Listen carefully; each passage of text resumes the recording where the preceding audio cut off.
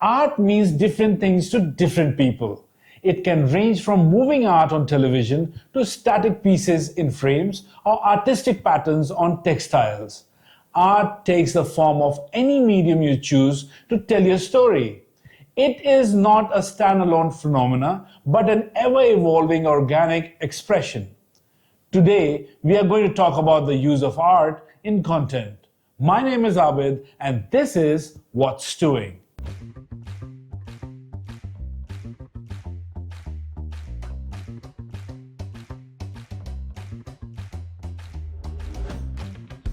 Our guest today is Nini Marini, a multidisciplinary artist whose journey began with a degree in visual communications from the UK. She went on to head content teams at Media Prima and now leads one of the largest artistic foundations in Malaysia, Yayasan Hasana. Like any great artist, Nini never conformed to one medium. She has continuously evolved across time and platforms. Welcome, Nini, to What's Stewing. Thank you so much for taking time out and coming. And just before we start, I'm a big fan of your work. Starting off with, you're such a great artist. And, I always think that there's an artist and its art. And can you separate both the art from the artist and you can treat them differently? What do you think about that?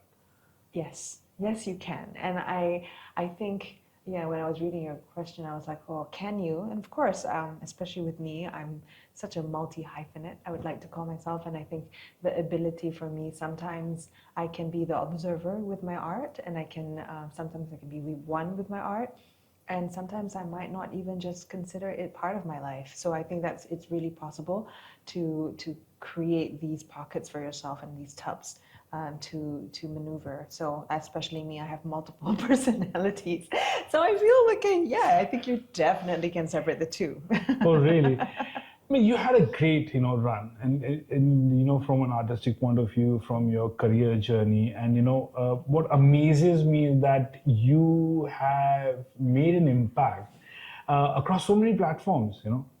Could you share your journey with us? Of how did you manage all these, different platforms, and how was your journey on these platforms? Oh, I don't know about making an impact, but I definitely being friends and making friends with people like you was my little milestone. So, little plug, but no.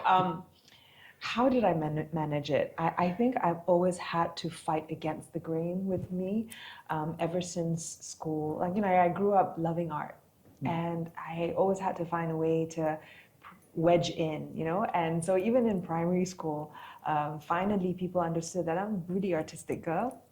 So even for Ugama class, I get away with not actually learning, but because my ustaza likes to do the Qurans, or she likes to write the Quran, so she would ask me to do the borders around it. So that's how I kind of got away. So I think my life has been a little bit interesting that way, where you put me in a box per se, or you put me in a situation, I'm just gonna have to flow and wedge in and sort of amalgamate myself into the situation.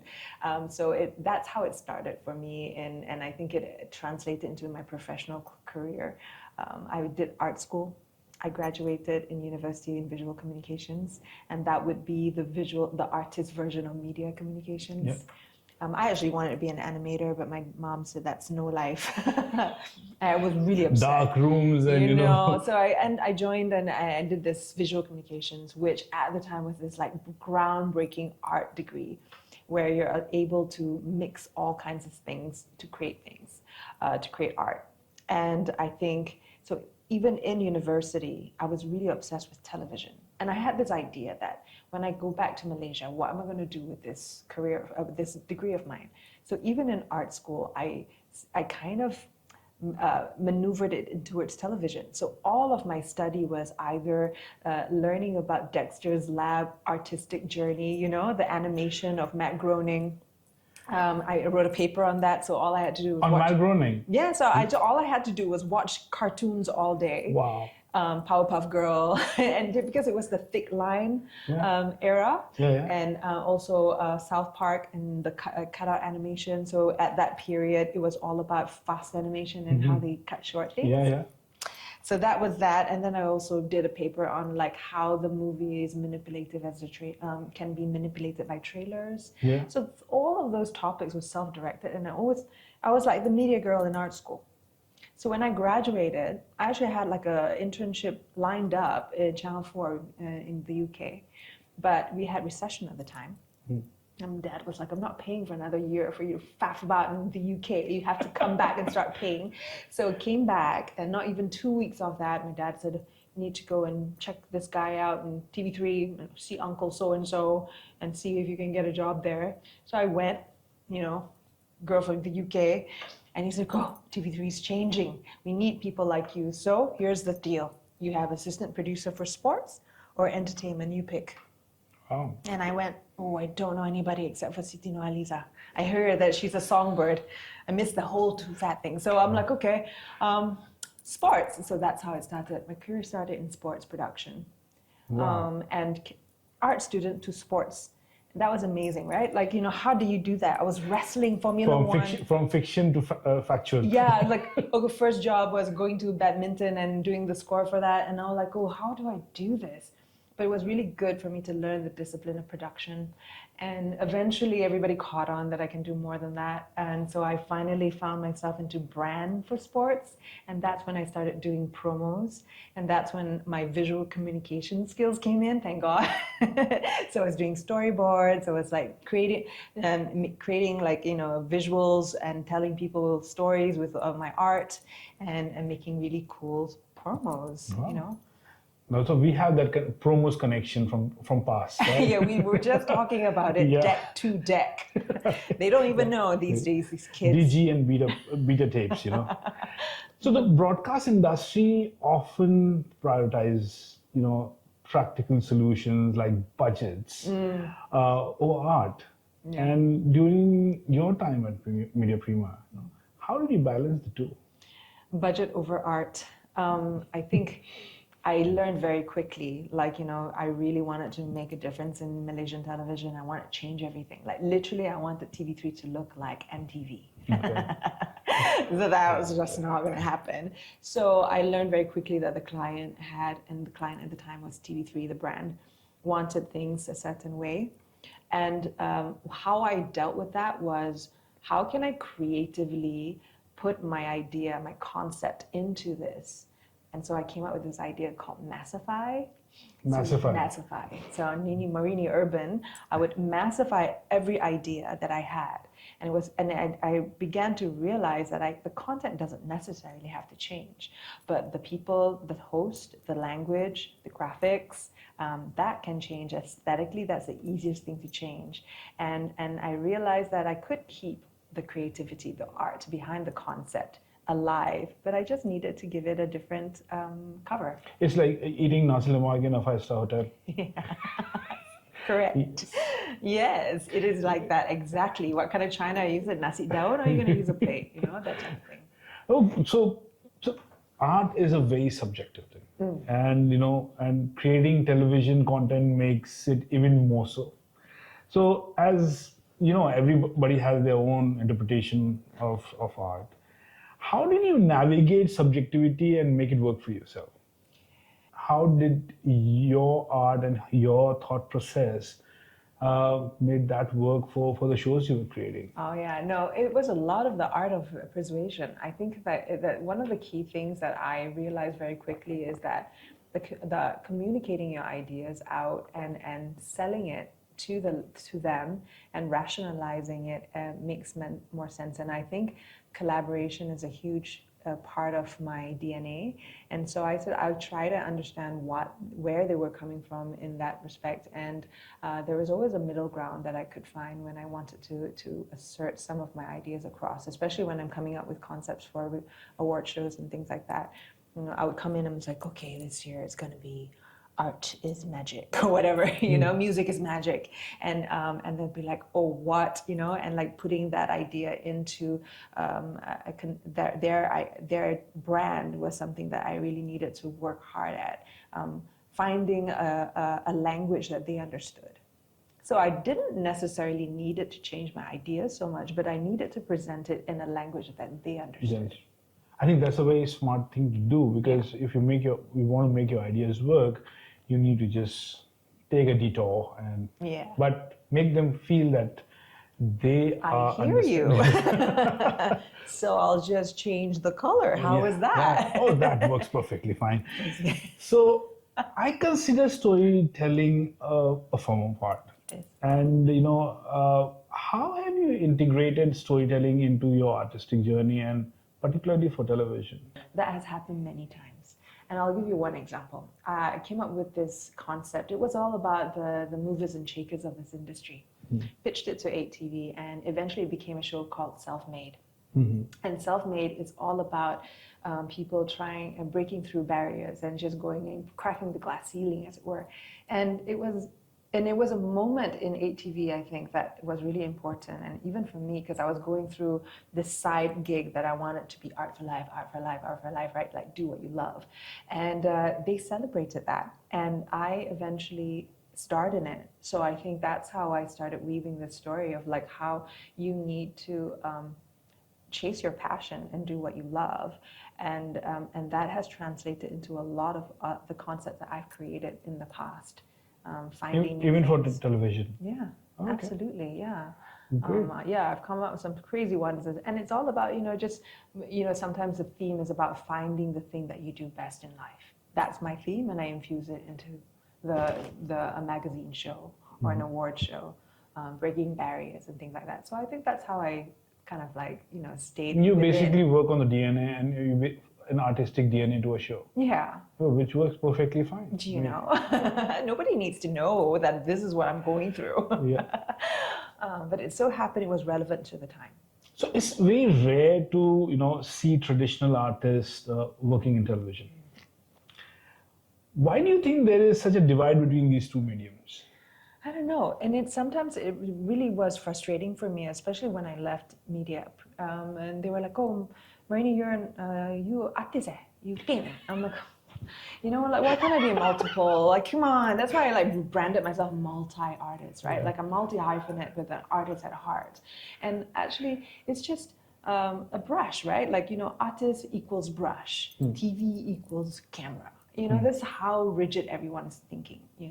So what was question again? No, I'm just saying that Yeah, why? do you think Yeah. it's such a divide I between? think because people are so hard up to put themselves into little boxes and labels. Yeah. Right? Like, so suddenly I just needed to exist in a canvas and you need to be in a studio room. But why can't I, the artist, be in the studio? And it's just something that I feel was my edge in Media Prima, because I could do all of that. And I could come to the office and one day paint the wall. And that became a background for Melody till today. Really? Yeah, if you see the Is colorful your one. If you see these swirls and they're always like taking interviews against the swirl. I don't know if they use it, but they use it for a long time. And I remember as well, when they started to embrace me as an artist, that was the very magical part of when my world intersected. Before that, I kept it very separate. Nini Marini Media, Nini Marini the artist, and then one day, boom, it collided, and it was just so beautiful because eventually people introduced me as like, oh yeah, meet Nini, she's the artist. I'm like, no, but I'm also in content innovation. Can I talk to you about content?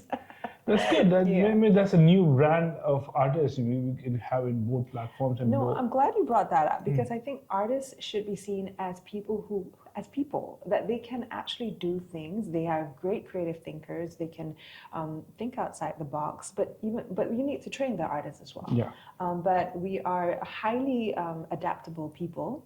And you are an artist as well. You are a literature artist of the word, and I think that's very important for people to understand. Why is it a certain person needs to be in the broadcast world? And what is that person anyways? But a creator. But from a talent perspective, Okay. what's stopping artists from exploring new platforms or collaborating with other artists? Collaboration, ego.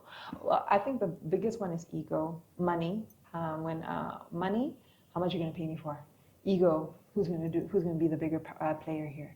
And I think this is where my experience in production became something quite of value, because you are not a solo player in production. everybody has a role to play. You're nothing without your team. Nothing. Okay. And so I think this idea of me being able to talk to multiple people was really good for me when I wanted to collaborate with other people.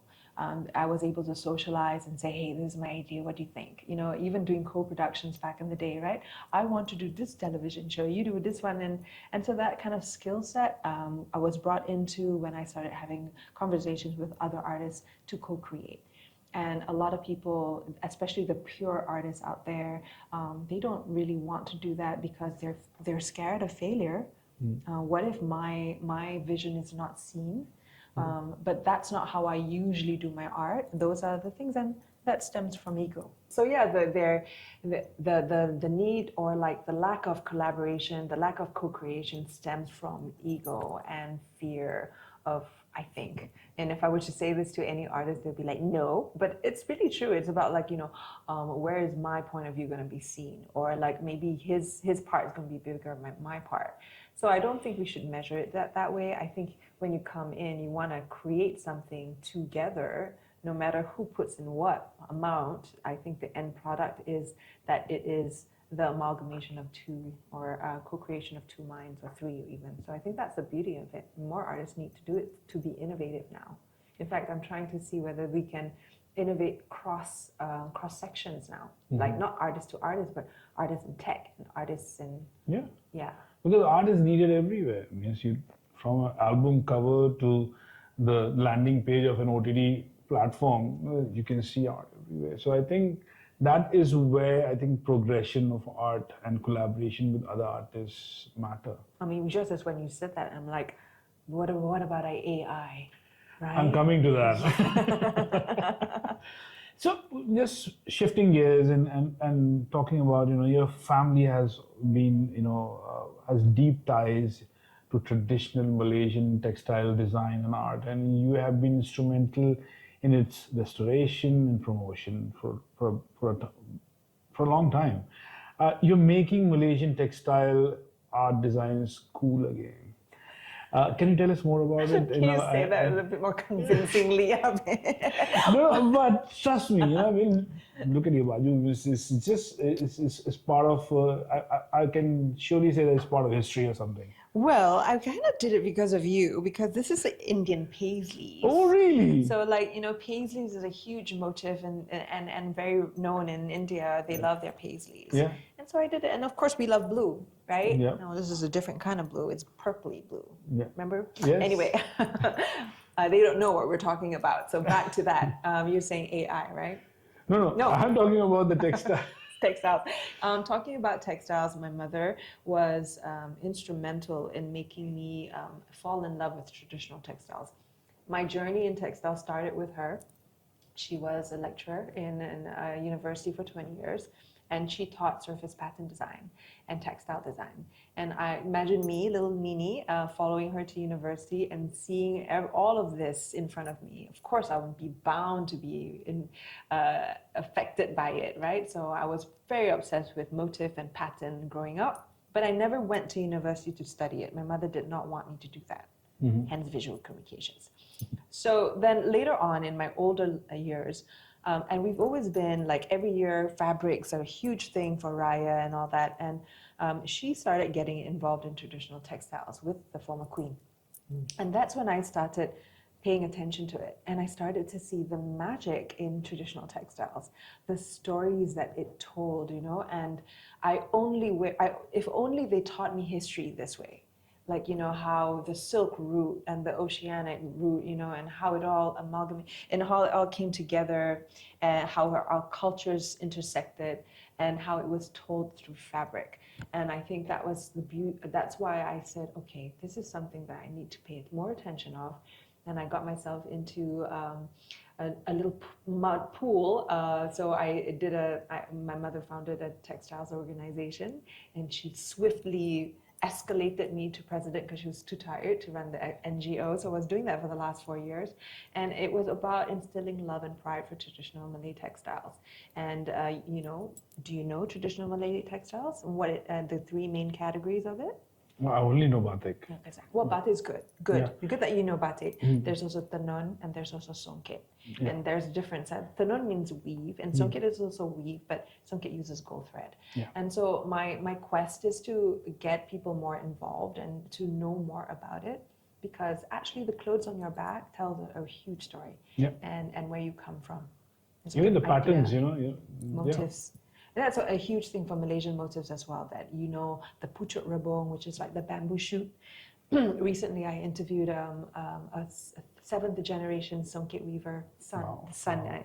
I was coaching him because he was giving a talk in Saudi, and he was telling me, do you know that the pucuk rebong, it means shade, or it means protection, and it's put on the back of a sarong to protect you or protect people from your, they would say, not so good self. That's amazing, right? It's like a force field, basically, the idea. It's like all Jedi stuff, Oh, so if we kind of like contextualize traditional textiles like Jedi way, like we learn hieroglyphics, right? Yeah. And if we can decode and tell stories through our motifs, I think there's a huge thing that we can unlock and tell stories to the younger generation. And hopefully, I don't know, how can we reach them? No, but you're doing a lot, nurturing the next generation of Malaysian artists, from teaching young kids and, and mentoring industry newcomers. How has this part of your journey been, and how would you describe the current generation of Malaysian artists?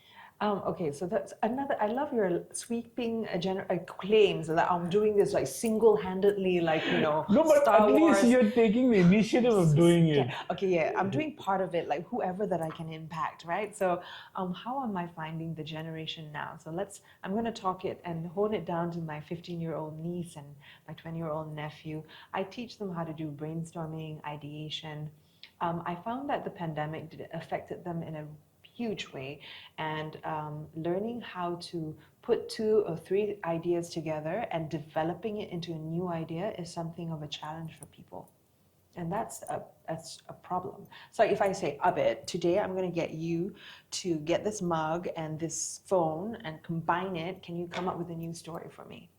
Can you do it? It'll be hard, but yeah. I think you do. But I think the new generation will be like, I don't know what you're talking about. I'm giving up. I'm going to watch TikTok or something like that. So that's my view of the new generation. And then I've been teaching people process art. I like to teach people the idea of creating like artistic habits. So, failing fast, learning how to make a mess, and learning how paints work, and not telling them that they need to paint a flower this way. I want them to discover and express what a flower means to them. So I teach 2 or 3-year-olds. Surprisingly, have a lot of patience for them. So like from 3 to 5-year-olds, and they're amazing. So I'm the state of the world right now, Abid. Okay, so the 3-year-old, I'll give them a pen, draw. They take the pen, they draw. They draw with their mouth, right? I go to the 8-year-old, I give them the brush, I say, draw me a circle. How big do you want me to draw it? They'll draw it so big, right? I go to the 12-year-old and I say, draw me a circle. I need a rubber. I need a pencil. How? I don't know. I'm stressed. Oh my God. And they have a meltdown right in front of me just because I told them to draw something. This is the state currently. And I saw it from my own eyes at not so long ago when I had an art party. Wow. So, but I'm concerned about the 12 or 13-year-old who's really attached to the mobile device and has all these ideas of insecurity embedded. I don't know where it is, but it's a big thing. And I've spoken to a lot of parents about that. They are really unsure of themselves. And I don't know whether I'm only seeing it now at my age, or has it always existed? I feel like I was a little bit more adventurous when I was younger. So maybe they need to play out and get out more. And I think this whole anxiety which is building up because of social media, I think that is also playing out. Because they're spending so much time in front of the screen that when they have to do any work physically or creatively, that they get overwhelmed. Yeah. And that's one of the reasons why they have these meltdowns. That's my opinion of what the scenario might be at this point of time. So my thinking is, how do we rejuvenate them, and how do we excite these people so that they can actually do art? So I could do art for hours. You could just give me a piece of paper. I can find ways to make myself happy. But I find that it's a challenge to get their attention and retain their attention for more than 1 hour. So, what do you think is the current technology is a boon or a crutch for an artist? And what is your take on it? When it comes to AI, or it's just like Just as current technology, boon, or I think you need to give people skills to combine both. Like you and I come from a generation where it was just half computer and half analog, right? Yeah. So I hope that we can teach the people more analog stuff and balance it out. It needs to be that. We need to humanize technology a little bit. True, because it's becoming very easy for a lot of things. And it's desynthesized. You forget to be human, actually. Yeah. And people are having relationships with holograms, right? Yeah. And it's true, right? Yeah. Everybody at the back there who's not our age group is going, yeah. They like, these hologram superstars in Japan. They have their own Instagram accounts. And it's exciting from And people are getting married to view. them. Yeah, and divorcing themselves. But people, from a content standpoint, that's so exciting, right? Like to create stories behind that and to navigate that. But as a consumer, now that I'm out for 4 years consuming content, it's very worrying. It is. Yeah. No, art and piracy.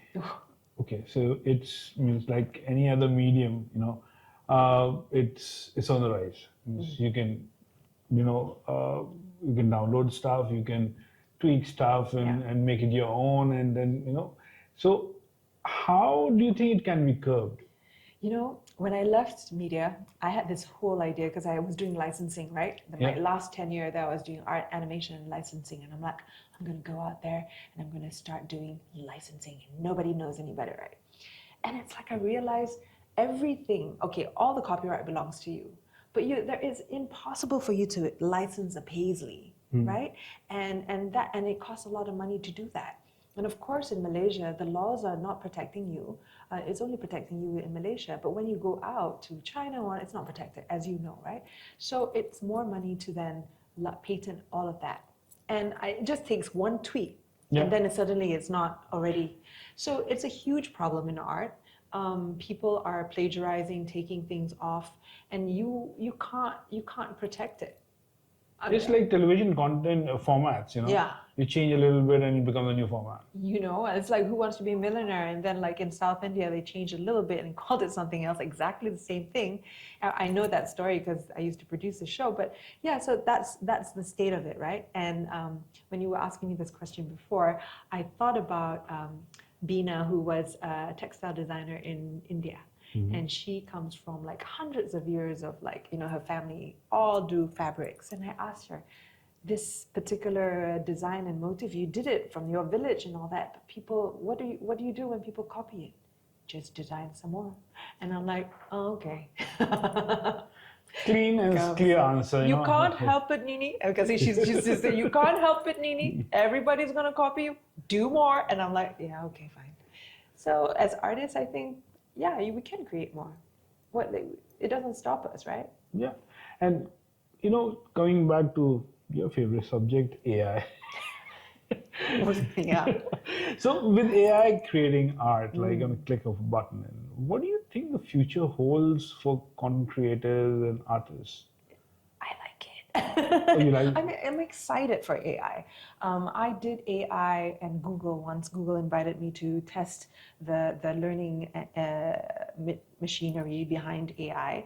And so I was invited to do this thing, and all I needed to do was submit my painting. At first I was like, no, I don't want anybody to learn my painting. And then after I'm like, you know what, I'm going to learn. This was like 10 years ago. So I gave the painting to Google. They ran, and suddenly you could flash the camera over, and then suddenly it's kind of my style, this AI technology. And I'm like, okay, that's cool. That's scary, but it's cool. But they can't replicate soul. So I've had people plagiarize my style before, and not inspired by Nini, but they cannot replicate what I do with it. Because I have some, You have your mark on it. I have some mumbo jumbo I Yeah. realized. I said meditation. I was like, today, when you see this painting, it's going to be inspirational. And it's really true. Okay, like, don't laugh. It's true. Is it? Like, yeah, I do some real, like, magic stuff on my painting. And you can't replicate that. AI can't do it. AI can only copy whatever that you teach. And sooner or later, they're going to, like, mess it up anyway. So it's not going to be super perfect. I'm excited to teach AI how to draw with me. And I'm excited to see how we can dance together and co-create and do that. But I think the balance here is that we, the human, need to understand our parameters with them. And we need to also be able to decipher what is AI, what's not. Now, I can't predict if we can actually decipher what is AI, what is not in the future. But for now, I can tell what's AI. Yeah, the fingers are never right when they come out with pictures You of know, a and human. then even if you ask, like, you know, Claude or Chat GPT to write a concept for you, and I'm already like, Claude, try again. That's horrible. That's not my tone of language at all. I'm sorry, Nini, can I try again? So it's like, you know, we taught AI, right? And I think we can continue to teach AI. I think it's pretty exciting. I go back to my professor back in the day, 1998, when I was studying visual communications.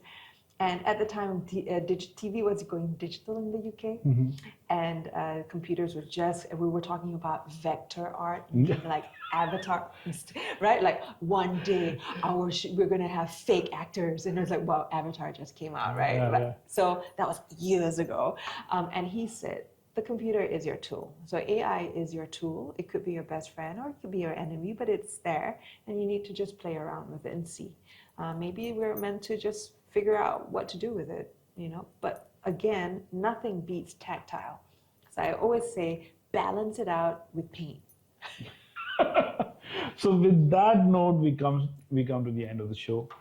Thank you, Nini, for taking time out and coming and giving such great insights into art and the broadcast industry. And we wish you all the best in your future endeavors and whatever you are doing for the art scene in Malaysia.